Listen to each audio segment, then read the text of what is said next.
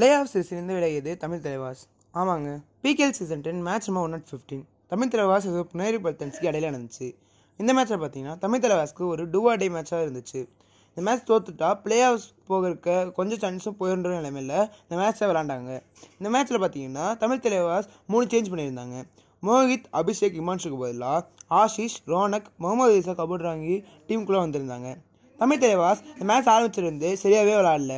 First 5 நிமிஷத்தில் all out ஆனதும் இல்லாமல் நரேந்தர் மற்றும் சாய் குலியாவை சப்ஸ்டியூட்டும் பண்ணியிருந்தாங்க. மேட்ச் முழுக்கவே புனேரி பல்டன் ஆதிக்கம் செலுத்தி 3 தடவை தமிழ் தலைவாஸை ஆல் அவுட்டும் பண்ணியிருந்தாங்க. பார்த்தீங்கன்னா தமிழ் தலைவாஸ்க்காக முகமது ஈசா, கபூர்ராங்கி 6 டேக்கிள் பாயிண்ட் எடுத்திருந்தார். புனேரி பல்டன்ஸ்க்காக பார்த்தீங்கன்னா பங்கஜ் மொஹிதே 10 ரைட் பாயிண்ட் +2 டேக்கிள் பாயிண்ட்டும், ஷார்ட்லூ 6 டேக்கிள் பாயிண்ட் +2 ரைட் பாயிண்ட்டும் எடுத்திருந்தார். கடைசியில் பார்த்தீங்கன்னா தமிழ் தலைவாஸ் இந்த மேட்ச்சை 29-56 தோற்றுருந்தாங்க. இந்த மேட்ச்சை தோற்றது மூலமாக தமிழ் தலைவாஸ்க்கு இருந்த அவுட் சைட் சான்ஸும் போயிடுச்சு. ஆஃபிஷியலாக பிகேஎல் சீசன் 10 பிளே ஆஃப் ரேஸ்லேருந்து விலகிட்டாங்க. டீம் பார்த்தீங்கன்னா நிறைய கொஸ்டின்ஸ் இருக்குது. அடுத்த 2 மேட்ச் ஆகுது தமிழ்நாடு பிளேயர்ஸை ஸ்டார்டிங் 7ல் கொண்டு வருவாரான்னு பார்ப்போம்.